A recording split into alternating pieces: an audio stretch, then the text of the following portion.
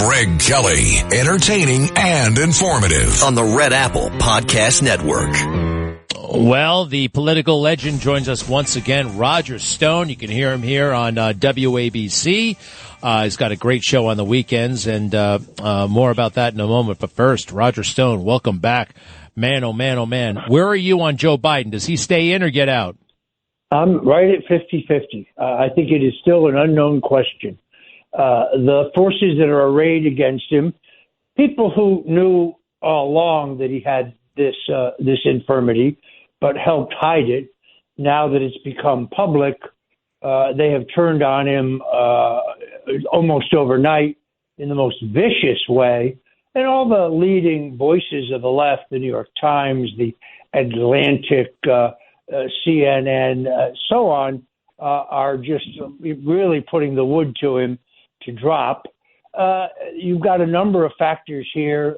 I think that the minority leader, Hakeem Jeffries, and Senate Majority Leader Chuck Schumer are increasingly nervous as polling comes back showing that states and districts that were heretofore thought to be safe for the Democrats are now suddenly competitive. The money class of the Democrat Party and the left, the single most influential bundler fundraiser in New York City, a fellow named Kramer, he has turned off the spigots. There'll be no money for Joe Biden. On the other hand, all credible reports, including the New York Post, indicate that Hunter Biden is the new gatekeeper, that Hunter Biden gets to decide who and who does not see or speak to the president. He has, I would say, a conflict of interest, given his upcoming trials and the possibility that he might find a pardon handy. And, of course, you have Jill, who loves the trappings, loves being first lady, even though I think she makes her dresses out of either kitchen curtains or tablecloths. Yeah, you said she was one of the worst dressed women, I think, in America, and totally concur. All right, let me ask you something. A year ago, I think it was about a year ago, I was totally kind of stumped as to why the Democrats weren't coming up with an alternative to Joe Biden, why they seem to be moving at the time, I think I used the word inexorably, toward a Joe Biden candidacy. And I'm like, I see it. I see that this guy can't do it. The Democrats, the pros, the people who run things, they knew that Joe Biden had these problems all along. I knew it. I don't even like politics. I don't know anybody at the Biden White House. I don't want to know anybody. I could figure it out. What were they thinking? Were they thinking that they could just fool us all? Here's precisely what they're thinking. I'm afraid it's a bit broader answer than perhaps you expect, which is to say the political establishment, which controls both the Republican and Democrat parties at the highest levels, the uniparty, if you will, the political establishment, assumed that Donald Trump would not zoom to the nomination, would not storm to the nomination. They thought that he was, he was a spent volcano, as Nixon used to say. And that was not only not the case, but if anything, he demonstrated that this is his party now. This is the party of the middle class. It's the party of working people. This is the party that is proud of our military. This is the party that respects our flag, that honors and respects our heritage, that cherishes the Constitution. But it is a middle class party. Under the Bushes, we had been the party of the country club and Wall Street and the elites. Trump's nomination in 2016 is the hostile takeover of that Republican Party, and now he has rebuilt it in his image, as every Republican president has.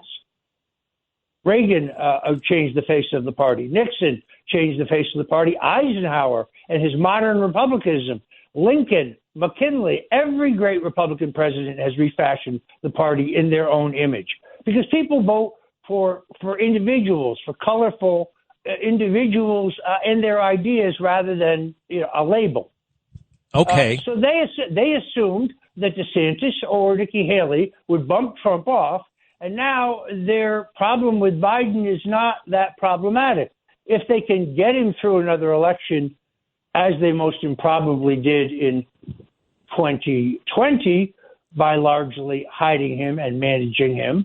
And there was a globalist running as a Republican.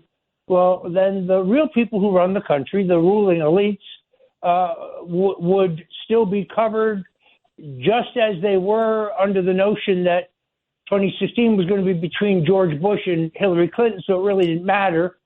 Largely, particularly on war, their policies were the same.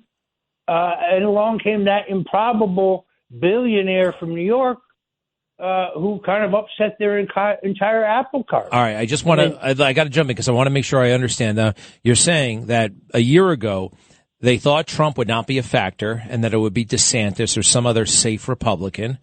And the uniparty, I mean, the ultra powerful, would be content with either. So if Joe loses, it's not the end of the world. We can live with this guy, right? Yeah, and they thought, look, we propped him up once. Perhaps we could prop him up again. Now, let me ask you this, though. Can I jump in right there? Perhaps they didn't recognize how rapidly he would deteriorate, which we can all see before our own eyes. Okay, but there are intermediaries between the globalists and, you know, the party hands, the apparatchiks, the director of communications at the DNC, all these, you know, people who were kind of grubby and they work in politics. And wouldn't the political class, not the globalist class, I know there's spillover and overlap and that kind of thing. Why wasn't there a louder contingent of those people saying, you know, forget everything, Joe Biden is not ready? I'm surprised that did not happen. No, here's why. Because the Biden people, and there are Biden people, ensured that the makeup of the delegations to the Democratic National Convention, where Joe got 95% of the vote of 7,000 delegates, that they are Biden people, not Obama people, not Clinton people, and not party people, other than the 700 superdelegates who are basically owned by the party establishment. So wrenching this out of Joe's hands, also given Joe's legendary stubbornness when he's lucid. I mean, he's a very, first of all, he has a messianic view of himself. You saw it in the press conference after the Hur report was announced, and Hur said, yes, he did willfully and illegally retain top secret and classified papers. He said, I'm the best person in the country to do this job. Greg, what I'm telling you is he actually believes that. Who could do what I have done? Indeed, who could ruin the most robust economy in the world? Who could take peace in the Middle East and no tension, but no war between Ukraine and Russia, but you, Joe? I mean, so the party regulars you're talking about, the hacks in the party functionaries, and the party leaders in state office, particularly, are assuming that Joe's not going to be easy to dislodge. Hey, Roger, you know what I found out last night? That there were the intelligence community. Actually, I forgot about this. In 2020, they were putting out information that said Donald Trump saying that Joe Biden had dementia or early onset was spewing Russia propaganda. And they put out a warning about that. If you said that Joe Biden was too old for the job in 2020, you were acting as a Russian spy. Do me a favor, Roger. You can't make this up. You can't make it up. This just happened a little while ago. Joe Biden, on stage, and there was an incident of some kind. A rambling incident. Let's just listen to this together. The first time I'm hearing it, I'm told it's good. Hit it. I promised I was going to have a cabinet that looked like America. And it does. More minorities, more women, more labor. I'm serious. Think about it. That's who we are. That's why we're strong. We're diverse. We're strong. We've got to stop looking at it like it's some problem. It's an asset. All right, so what they did was they killed the feed. The event was over, and then he grabs the mic and he starts talking about DEI all over again. They never kill the feed. When the president's talking, it's news no matter what. And they killed it because who knows where Joe was going with that. Was that a beeped word? Or what? No. That was like the test pattern coming on at the end. They cut it all out. Look, we have this gaffe at NATO where I listened to it 4 times. I think he says talking. I was talking with your wife, but it sounds like he's saying, like he's dropping the F-bomb. when he refers to the wife. I saw that. I'm cutting him some slack on that one. I think he said, I am too. I think he said talking, but I had to listen to it several times to be sure about it. Well, the follow-up was talking to your wife because I want you to stay on the job. I guess he's leaving. By the way, they shouldn't be giving Jen Stoltenberg the National Freedom Medal or the National Defense. What the hell is it called again? I used to know this. What the hell is it? He gave one to Oprah. They're handing him out like candy. The Medal of Freedom. The Medal of Freedom. The only thing I would be doing, in all honesty, I'm a great believer, as you know, in Napoleon's maxim that never interrupt your enemy when he is in the process of destroying himself. And many people don't know this, but Napoleon was, of course, Italian. Born in Corsica and was owned by Italy. His first language was Italian. He didn't learn French into his late teens. And one of the great strategists of all time. Other than that, I would take that advice as if I were Trump, generally speaking. Positive, upbeat rallies, good idea. What I guess I would do if I were the president, I would keep taunting Joe about when's the next debate. Joe already ducked out on the round of golf. I mean, he challenged Trump to a round of golf, and then when Trump said, "Okay, when are we teeing off?" he backed out and said something like this was just an antic by Trump. No, it was your antic. You started it. Hey, I think he's I don't know if you, telepathy. You and Trump. Listen to this. This is at Doral last night. Cut four. Let's do another debate this week so that Sleepy Joe Biden can prove to everyone all over the world that he has what it takes to be president. But this time it will be man to man, no moderators, no holes barred. Just name the place, anytime, anywhere. And this one, Roger, cut three. As you know, in our recent debate, and in honor of all of you, I dealt Joe Biden, even according to the fake news media, the most decisive defeat in the history of presidential debates. I think so, right? It's true. That is the Trump I love. That is the Trump I love. And it's so true. I've known him 45 years, and I love that side of him. You know, I saw a picture of you, Roger, with Donald Trump. I think it must have been in 1980. You guys were over by the United Nations for some reason. Do you remember the first time you ever met him? I do. I went to his office. Roy Cohn got me a meeting, and I pitched him to be on Ronald Reagan's finance committee for New York. I was told I'd have 5 minutes. An hour and a half later, after he pummeled me with an extraordinary number of smart questions like, can you win New Hampshire? What's going on in Iowa?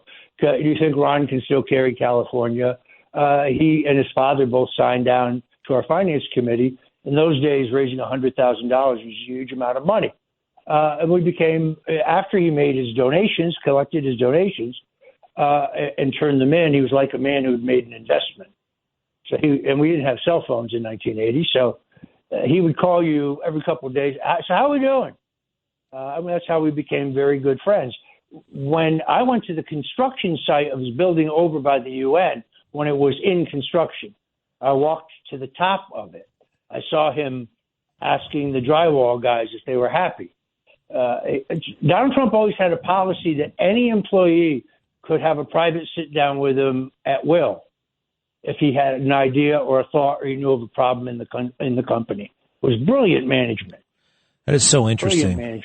You know, I saw video of Barack Obama playing with a model of the Obama Library, you know, putting the finishing touches on that silly monument to himself in Chicago. And then he went to the construction site to phony, you know, cut the ribbon and stuff like that. And, you know, it's just all about him. And Trump is all about the people. It's an amazing difference. By the way, do you remember where that first meeting was with President Trump that you had? It was not in Trump Tower because Trump Tower wasn't built yet. Yeah.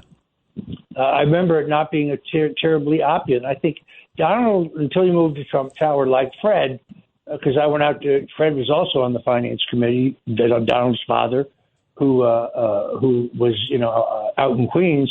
Their office spaces were unassuming until Donald moves in to a skyscraper with the most stunning view of Manhattan that you can imagine.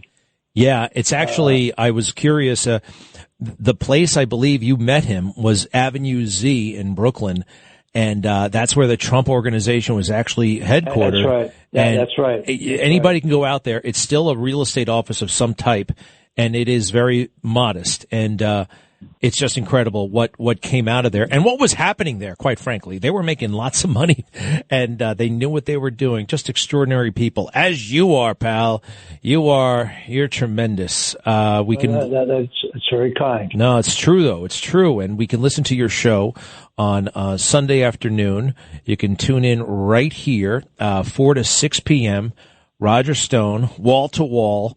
And finally, Roger, the vice president. Who do you think it's going to be? I really believe, based on all my conversations with the look, I don't kiss and tell. It's always been my policy. So I talk to the 47th president from time to time, but the content of the conversations I have to keep confidential, or there won't be any more, candidly. And I owe him that.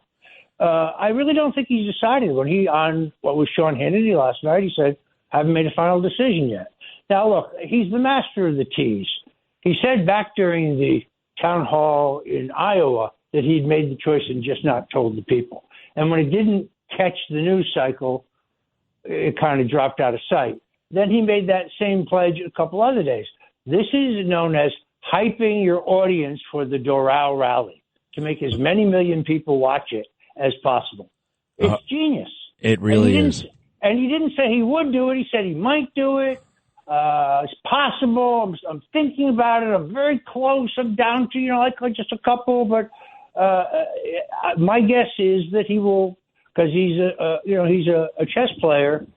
He will preserve that question as late as he can. Yeah. Personally, I'd like to know who the Democrat ticket's going to be before I chose my running. And Roger, we have it from you, 50-50, a 50-50 chance that Joe Biden is out. Roger Stone, thank you for being with us. We got to go, and we'll be right back. Thanks, Roger. Economists warn that massive tax hikes could devastate your IRA and 401k as the stock market braces for impact.